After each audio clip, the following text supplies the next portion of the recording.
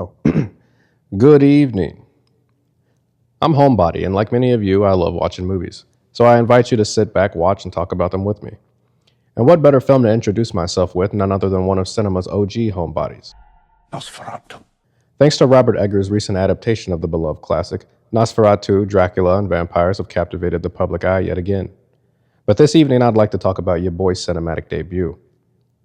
1922's Nosferatu, A Symphony of Horrors, wasn't the first film to depict a vampire, but it would be the first major significant one, becoming a staple of the horror genre. And as time's gone by, this supernatural creature's legacy has haunted pop culture, and the cinematic styles of the film itself have greatly influenced the art form now for over 100 years. For anyone who doesn't know or gets confused by Nosferatu and Dracula or thinks one is biting the other's style, no pun intended, basically they're the same. What started this difference is with the film's producer, Alvin Grau.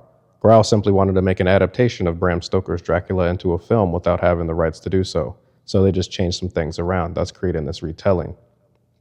I really like this idea now because it kind of creates a multiverse split of the same story, but with different portrayals of the same character. I can see that being the appeal for Eggers to tell the story of Dracula through Nosferatu, in a way to get back to vampire lore, so to speak, and to make something old new again instead of the overly familiar portrayal of Count Dracula.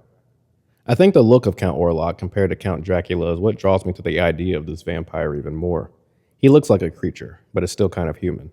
He's definitely something else, and yet still has a presence that brings nothing but death the closer he draws you near. The actor Max Schreck designed the look of Count Orlok, and I love everything about it. I think without remembering it humorously from SpongeBob, you have to appreciate the strange and haunting look this character has, distinguishing itself from any other vampire representation.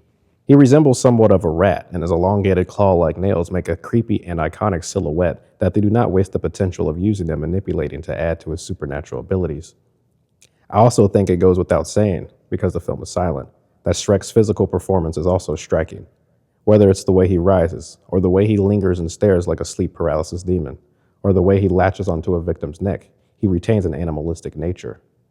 Unlike Dracula, Orlok is no suave, sexy vampire, and despite all this, his dark, alluring presence still can't be shaken. Alvin Grau was known to hang out in occult circles, and Nosferatu was going to be the first of many films depicting occultist ideas, but the copyright infringement kind of shut all that down. The film's director, F.W. Murnau, wasn't known to be into the occult, but the both of them were very much influenced by the German expressionist art movement of the time. Both men served in World War I, and you can only imagine the toll it took on their morale, and it reflected in their art.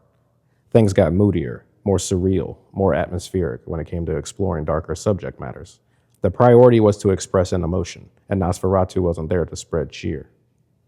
As Grau said, this monstrous event is unleashed across the earth like a cosmic vampire to drink the blood of millions and millions of men when describing the Great War.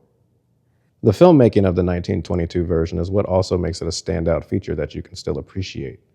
You can see them inventing so many techniques for creating atmosphere visually, translating German expressionist sensibilities into film makes it a standout even from other films of its own time.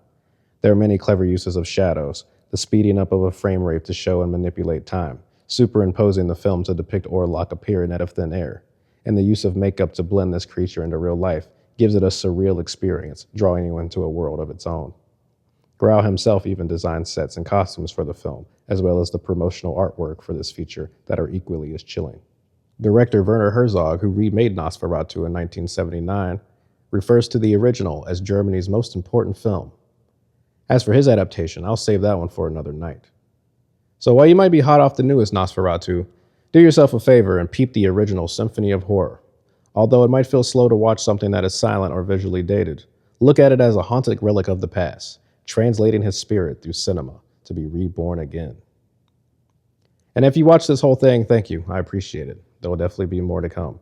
I may be going down a vampire rabbit hole, so stay tuned for that. And have you already peeped the 1922 original Nosferatu? What did you think? And for more coming soon, peep the links. You know where I'll be.